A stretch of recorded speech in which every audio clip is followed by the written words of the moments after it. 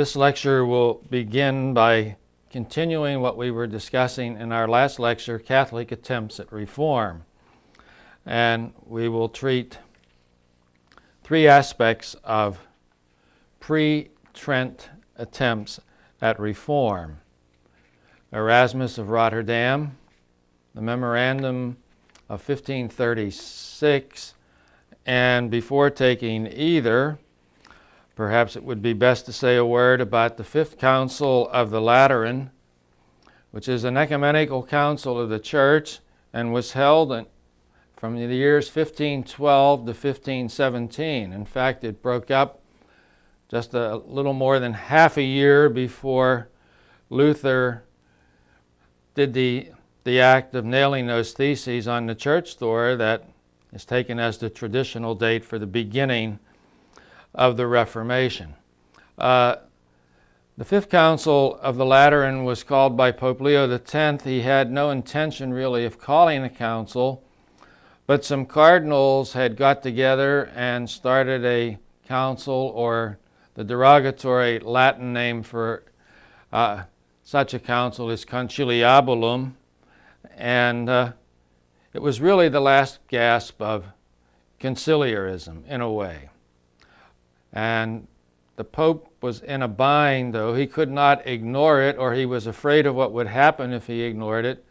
So he called his own council, and that council met in the Lateran off and on for 5 years. And there are a number of noteworthy things about it. While the council was convened, Leo saw this as a chance to effect perhaps some reforms in the curia, or the bureaucracy, the organs of papal government, and his attempts failed. One noteworthy thing is that this council did declare that a pope was superior to a council, and that the council would derive its authority from the recognition and the approval of the pope. When Martin Luther nailed the theses to the church door and began the Reformation, the best known and the most famous man in all of Christendom was the Dutch priest Erasmus of Rotterdam.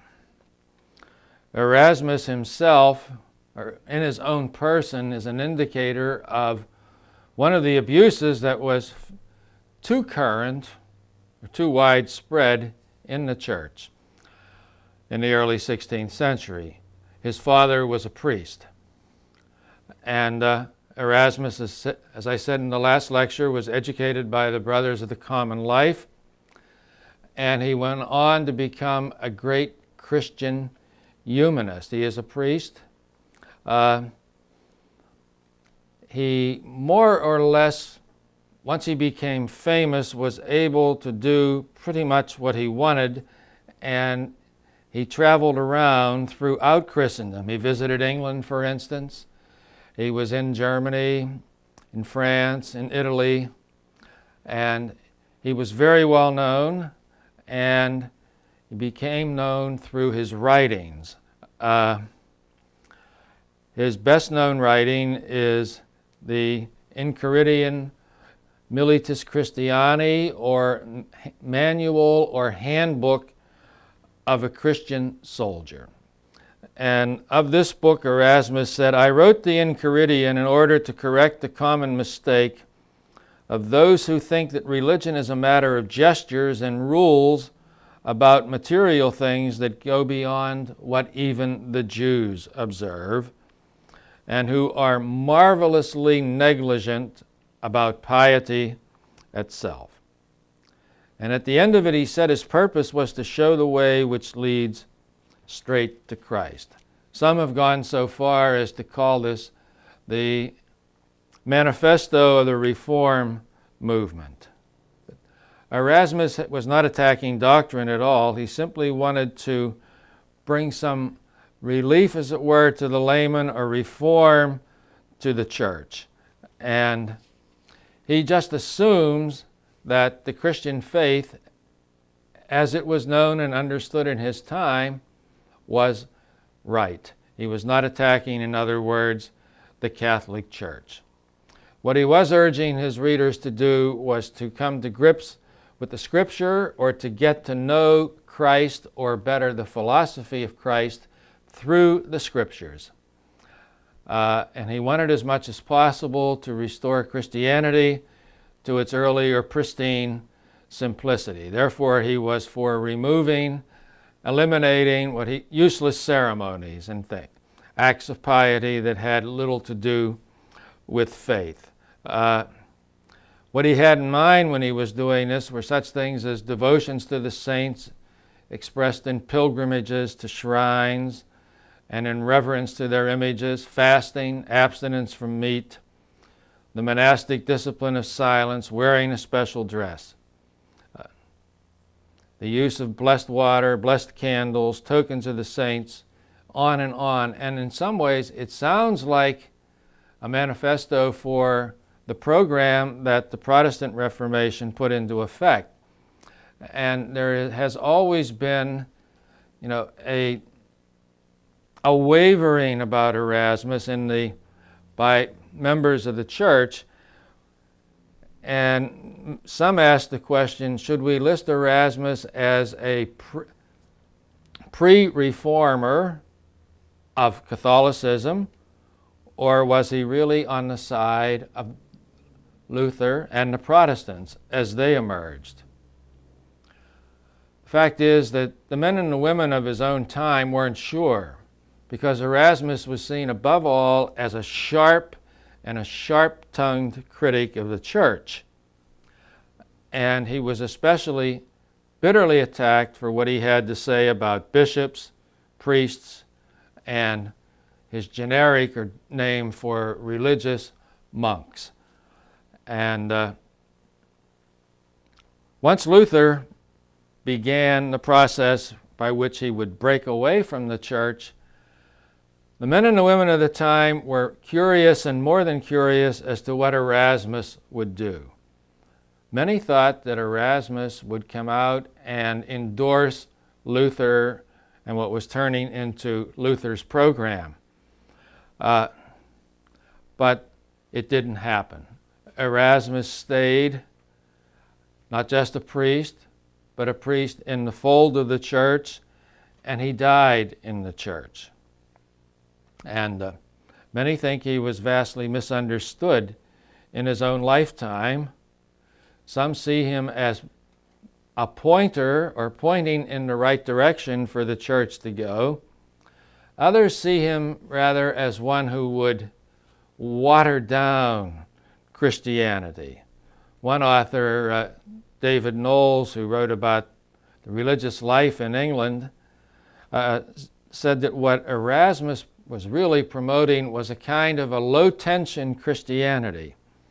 Remove as much of the tension, the stress, if you will, from Christianity, from the practice of the faith, as you can. But he was misunderstood, but he died Catholic, and as I said, he held for the church. In other words, he stayed loyal to the Pope. All right. Final attempt at reform from within the church occurred in 1536 to 37, after the failure of one of the sites picked for the council failed to materialize. A group of laymen, or of churchmen, ecclesiastics in Rome, was commissioned by the Pope to draw up a memorandum on the reform of the church. And they met for a while, and in 1537 they submitted their report to the Pope. And the shortened title of the report is Concilium de Emendanda Ecclesia, the report or advice on reforming the church. And in this document, which is found in toto in Olin, from Savonarola to Ignatius Loyola, in which I urge you to read carefully, the members of the council focus on 4 different kinds of abuses, or we can categorize the abuses that they talk about and make a 4-fold division. Abuses concerning parishes or parochial, abuses concerning finances, abuses concerning the function of the courts or the exercise of the courts, and finally moral abuses in the church. The parochial abuses that they centered on was the neglect of the cure of souls, because many of the candidates who were ordained were unworthy, unfit really to be priests, and they were ignorant, uninstructed. And foreigners were given sees that they couldn't serve, and many of the clergy were constantly and consistently away. In other words, non-resident. The financial criticism centered around the benefice and the trading of benefices, the selling of benefices, the buying of benefices for one, the practice of simony, and abuses and indulgences, which, as we know, was what triggered Luther's criticism of the church in 1517. As far as the judicial abuses were concerned, they complained of the ease with which dispensations were granted, and usually the granting or the non-granting of a dispensation from the law of the church was dependent on whether the petitioner could pay for the dispensation or not. And finally, there were the moral abuses, and what they especially deprecated was the position of honor that was accorded to prostitutes in Rome. They did not mention clerical concubinage as a special abuse. But if you read the report, it's quite obvious that finances are at the heart of many of the criticisms of the committee, and at the same time, they want to really affect, if they can, a root and branch reform of the church. And that, more than anything, is probably why this memorandum was not put into effect, and why the Pope took it and really did not try to implement it, because if he had done so, more than likely he would have brought down a hornet's nest about his head.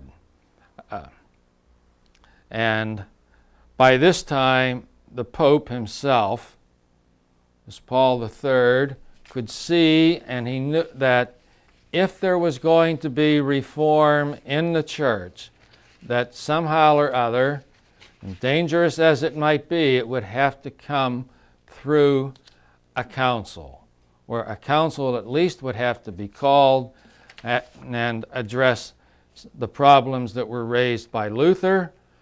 And by the time the council met, there were problems raised by Calvin, by Zwingli, and by Henry VIII in England. In other words, the Reformation was in full swing by the time a council finally met. And we know that the council that met was the Council of Trent. And the remainder of this lecture and the following lecture then will treat this council of the church. As always, the best source for study of a council is to read what it actually said. And the canons and the decrees of the Council of Trent are in English. In a book published in 1978 by H.J. Schroeder with that title, The Canons and Decrees of the Council of Trent. They are also in a book published about 5 years ago by Norman Tanner, which is an English translation of all the decrees and councils of all of the councils of the church. Either one of those would be good to look at. If you want to read about the council, how it worked or how it was set up, what the problems facing it were, then the place to go is Hubert Yeadon, A History of the Council of Trent. It's in 2 volumes, published in 1957. Unfortunately, it is not complete, and it does not treat all of the sessions of the council. But that is all that we have available to us now in English. So failing those, or failing the time to read those volumes, Yeadon's are 2 thick volumes of 400 to 500 pages each. The best place in which to get at the council, to get a perspective on the council, to see what it did, to get an evaluation and an assessment of its work, is to find the treatment of it in one of the histories, either of the Reformation or the Counter-Reformation. For instance, in our text, SIA, the first chapter is on the Council of Trent. And as you are reading SIA, so you know you have already read about the council. In our co-text, Greengrass, the European Reformation, you will find a chapter also on Trent, because Trent is really at the heart of the movement of Catholic reform, and it is the centerpiece of the Counter-Reformation. And there's one final observation to be made. I recommend it very highly, especially for students who want to go further into the subject, H.O. Evenet's little book on the spirit of the Counter-Reformation. One of the things that is notable about Evenet's book is that he treats the Counter-Reformation, and he does it quite thoroughly, with hardly mentioning the Council of Trent. He's interested in other things, whereas he said the spirit, and he would probably have justified his omission of Trent, or his omitting Trent, by saying that is not, it's on the surface, or we study that and then we go beyond that to get at the spirit, to see what it manifests or what it leads to. But by almost universal agreement, the counter-attack of the church to the movement that is known as the Protestant Reformation, the counterattack begins seriously with the Council of Trent. And the first thing we should note is the date of the council. The council was convened and began to sit in December of 1545. Now, Martin Luther starts the Reformation in 1517. So we are almost 30 years on before we have an official and a concerted attempt by the church to deal with the questions raised by Luther and his Protestant followers. The Council of Trent opens in 1545. It closes in 1563. That's a total then of 18 years. It was not in session all those years.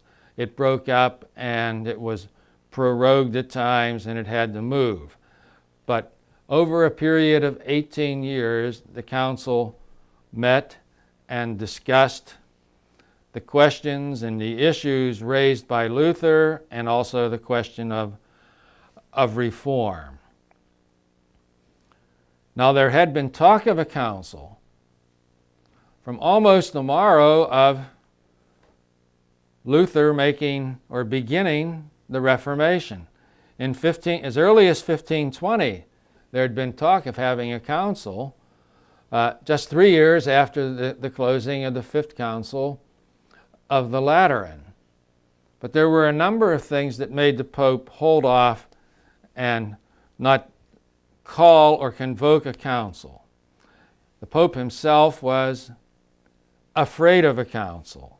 He was afraid of conciliarism, and as we could see, if there had been a rogue council just 9 years before, in 1511, at Pisa, the Pope had good reason to fear that if he convoked the council right now, that it might declare itself to be superior to him, and he would be enmeshed again in the old question of conciliarism.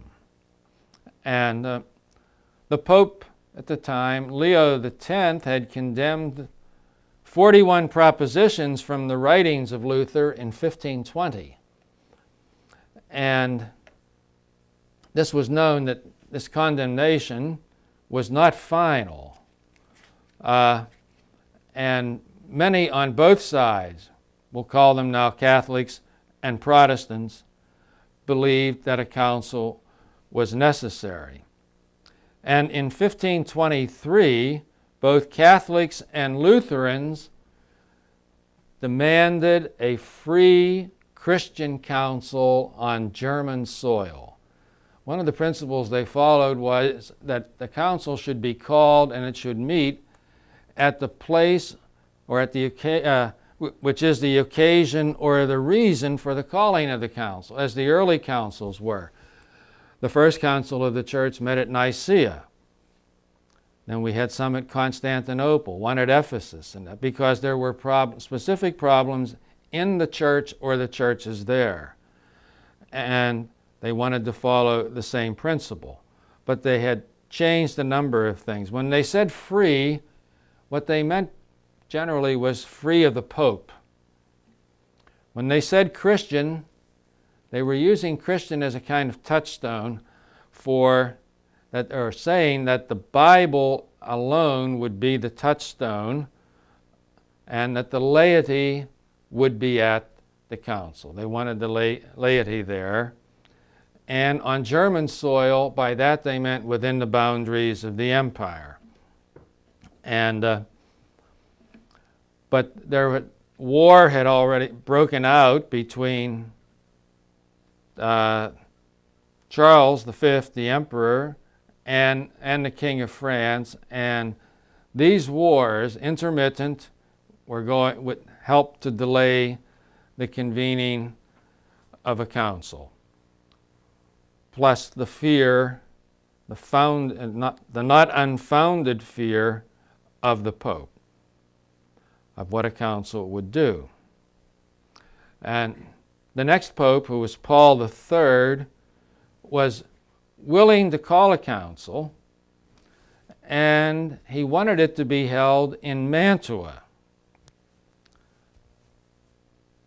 But the Duke of Mantua stepped in and laid down certain conditions for the bishops coming and meeting in his territory, and the Pope could not accept the conditions laid down by the Duke, so it came to naught. And it was really the failure of the council to meet at Mantua that led to the concilium on correcting or reforming the church. And attempts made to rectify the situation, to get secular rulers, to get churchmen to agree that we have to have a council, failed. And finally, in May of 1542, the Pope summoned the council to meet at Trent. And now 1542, he's serious, and the church is becoming serious about having a council, but it still takes 3 years before the council actually meets. And there were various things that prevented it or caused delays.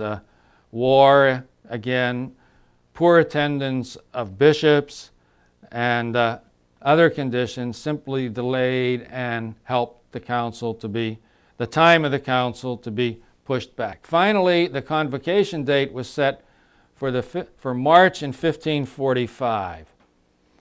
They didn't meet that date, and the council finally opened only on the 13th of December, 1545. And the bull of convocation for the council that the Pope had published earlier called for a threefold agenda for the council.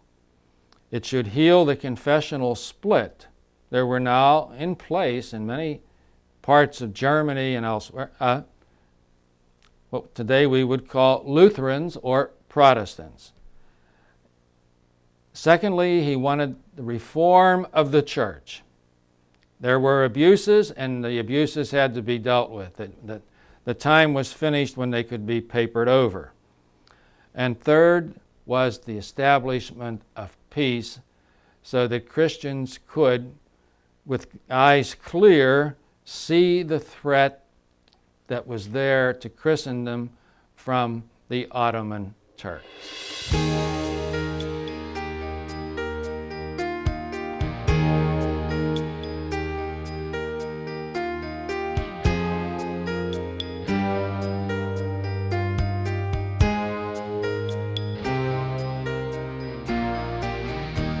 Two things should be noted about the dates of the Council of Trent, 1545 to 1563.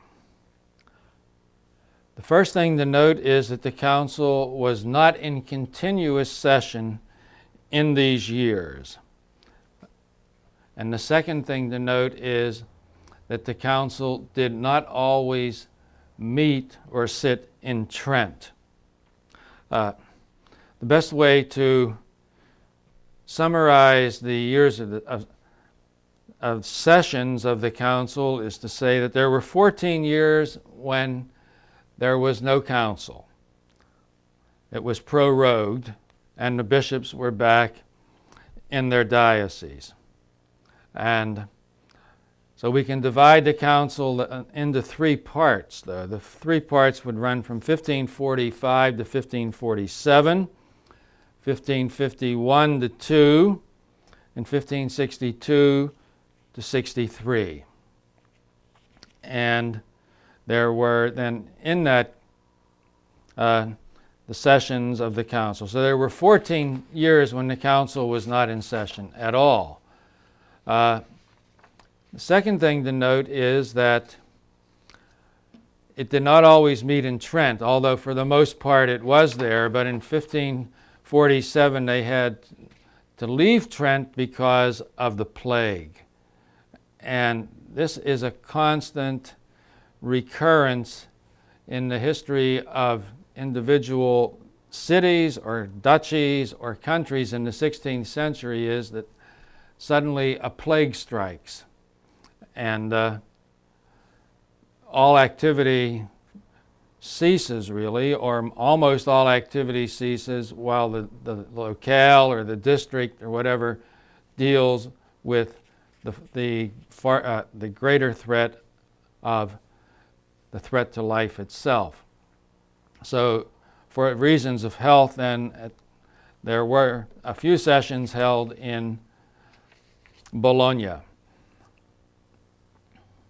The Pope did not attend the council in person, but he made his mind known through his legates. These are the papal legates who were charged with the direction of the council. And there were 3 at the first session. Cardinals named Del Monte, Cervini, both obviously Italian, and the third, Pole, an Englishman. The 2 Italians go on to become future popes. The Englishman came very close to being elected pope once, but was not.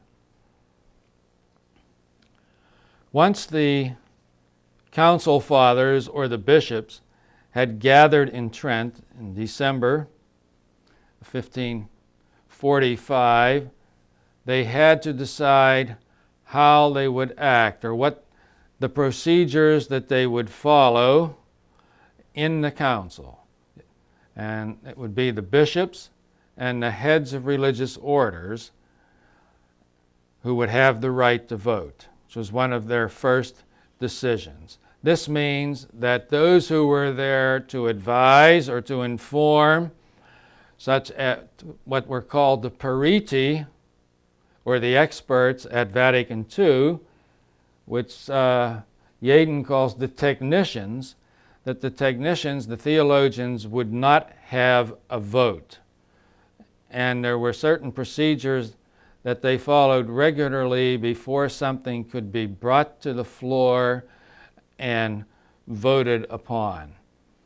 And the first step in that was that the bishops, the periti, or the technicians, that is, the theologians, would discuss matters with the bishops. The bishops would be the audience, and the technicians would be speaking to them or instructing them. Then there would be a general session at which the bishops would debate a point, and only the bishops. The theologians would not be taking part.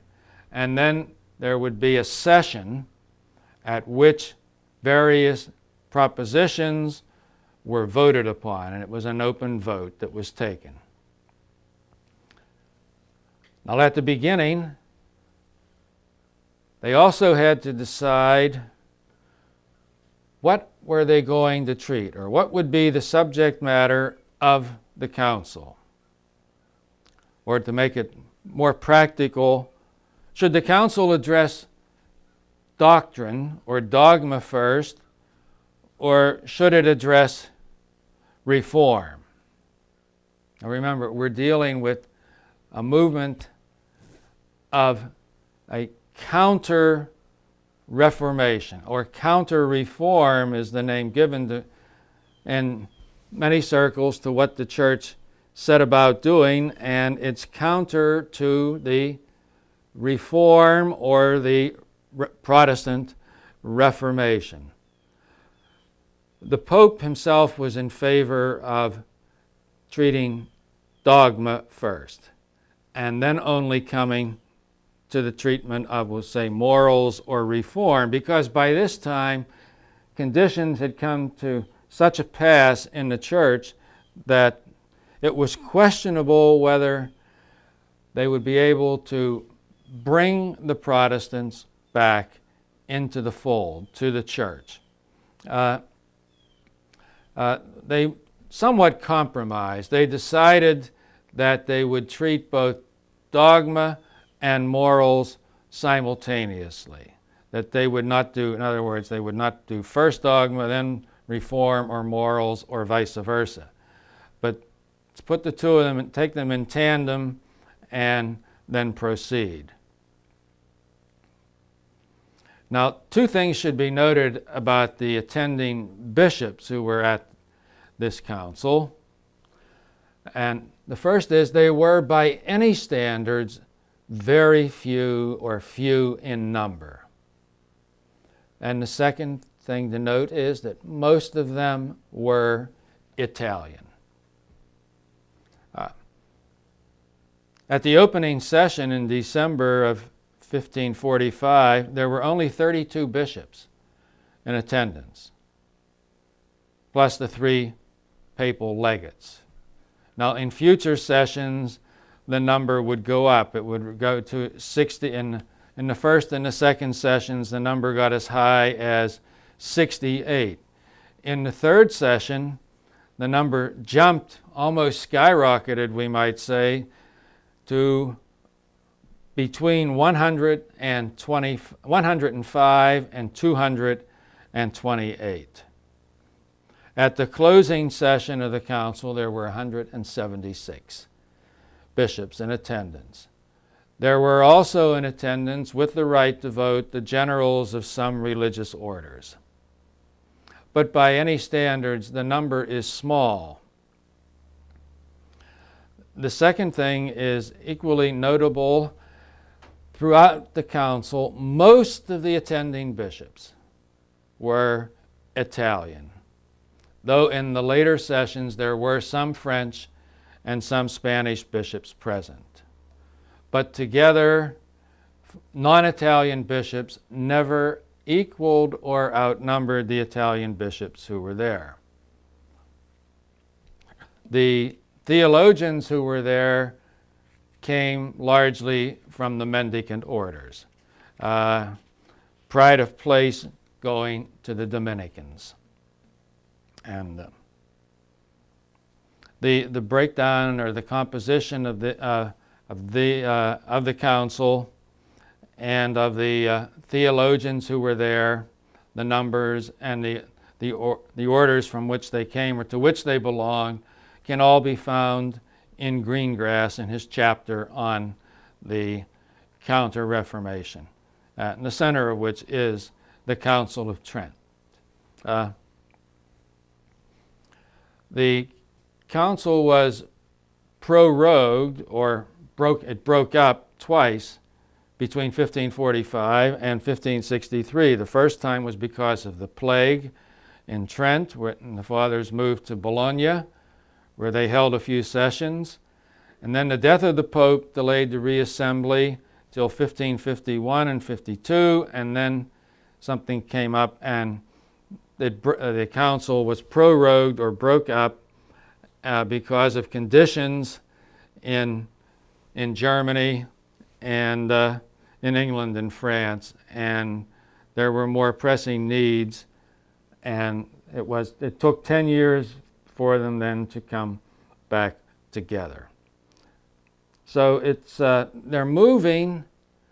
To us of the 20th century, they seem to be dawdling or delaying, but by terms and standards of the times, they had come to grips with the problem, and there were conditions that did make it questionable whether they should come, and they were moving, perhaps not as quickly as we would like, but when we read the results of what they did, we cannot say that they did not come to grips with the problems facing the church and deal with them straightforwardly.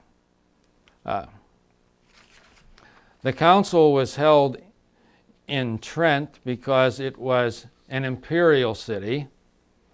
It was not in what today we would call Germany, but it was close to Germany, and in fact it was only 80 miles away from one of the headquarters or the palace of the emperor in Innsbruck, because he was the Count of Tyrol, and so it was closer to German lands than to Rome or to the Pope in Rome. And it was an imperial city on the high road from the Italian peninsula leading into Germany.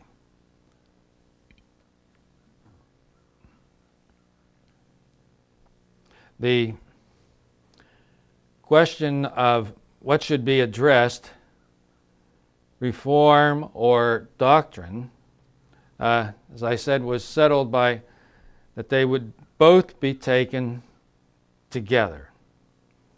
And you can read about the course of the council. In other words, what the fathers did in sessions, how they came about treating this teaching or dealing with this matter of morality that called for reform, can be followed quite well in Sia and Greengrass, our text and our co-text. Here I would just like to call attention to 3 decrees or 3 subjects that the council grappled with and pronounced on. The first is justification. How are we justified? And of course, this was a problem that plagued Luther, and his response, or the Protestant response to the question, how are we saved, would be by faith alone. And the Catholic response to that question was by faith and by works. And this was asserted quite clearly and forcefully by the council. A second question that came up was bishops and where they lived, or the residence of bishops. In his second volume on the history of the council, Sheehan has a chapter on the residence of bishops, and he calls it the pivot of church reform. In other words, it's the test, really. There would be reform in the church if the council would force or require the bishops to live in their diocese. And then you can go a step further. If the bishop is required to live in his diocese, then the priest is required to live in his parish and not be absent. And finally, the council said something about the preparation or the training of priests, and it called for seminaries. Before going further, I think it would be best simply to summarize for you, as it were, what the council itself said about Catholic doctrine. Many of the things that we as Catholics today take for granted, or say, well, this is what it means to be a Catholic, were either declared formally for the first time by the Council of Trent, or were reaffirmed by the Council of Trent, sometimes in reaction to the Protestants. When it comes to statements about Catholic doctrine, this is what the council had to say. It declared that justification comes from works and faith combined, that the two are necessary for salvation. It enumerated 7 sacraments and defined them exactly. And it affirmed that a sacrament is a channel of grace independent of the spiritual state of him who received or administered it. It reaffirmed transubstantiation, or what was by this time the traditional Catholic understanding of the Eucharist. It declared that the priesthood was a special estate set apart from the laity by the sacrament of holy orders and endowed with a supernatural power transmitted from Christ and the apostles. It put Scripture and tradition on an equal footing as sources of Catholic faith. It thus rejected the Protestant claim to find true faith in the Bible alone, or as the way it was customarily expressed in a formula, sola scriptura, Scripture alone. That was rejected. It declared the Vulgate, the translation of the Bible by St. Jerome, to be the only version of the Bible on which authoritative teaching could be based. It denied private judgment, the right of individuals to believe that their own interpretation of Scripture was more true than that of church authorities.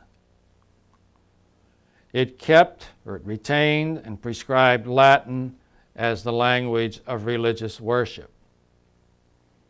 It maintained celibacy of the clergy, or celibacy for the clergy. It upheld monasticism, or the religious life. It reaffirmed the existence of purgatory. It restated the true theory and the correct practice of the granting of indulgences. It approved the veneration of the saints, the cult of the Virgin, the use of images, relics, and pilgrimages as spiritually useful and pious actions. With regard to reforming abuses, it was easier for the council to define doctrine than it was to reform abuses, since the abuses were consisted of the rooted or habits of thousands, if not millions, of people in people's lives. But the council decided that it had to address this. It knew that it had to if it was going to be taken seriously by the Christian world at large. So the council began by decreeing a drastic reform of the monastic orders or of religious life, requiring those the various orders to put their house in order. It acted against the abuse of indulgences while upholding the principle that indulgences were a legitimate activity. It ruled that bishops should reside habitually in their dioceses and attend more carefully to their proper duties. If I have time, I may say a further word on that. It gave bishops more administrative control over clergy in their own dioceses. It checked the abuse by which one man held several livings at one time, pluralism or plurality of benefices. It established the principle of one man, one benefice. It took steps to see that church officials should be competent, and finally, to provide an educated clergy, it ordered that a seminary should be set up in each diocese for the training of priests. And in summation, we might say that it's difficult to estimate too highly or to overestimate the importance of the Council of Trent. It laid the foundation for a true reform of the Catholic Church and fixed Catholic doctrine on broad and systematic lines. It begins a new epoch in Catholic life, but we should be clear. The Council disbands in 1563. Abuses are not uprooted or eliminated immediately. It takes time for the Council decrees to take effect in the lives of Christian men and women, and especially to take effect in the lives of the bishops and the priests. One special word about this obligation of residence.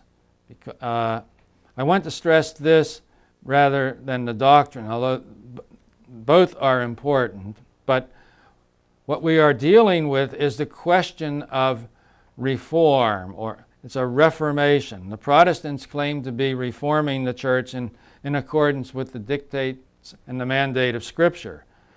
The church made the same claim, and to show how serious they were, they addressed this problem of plurality of benefices, which was really the bane of the church in the 16th century.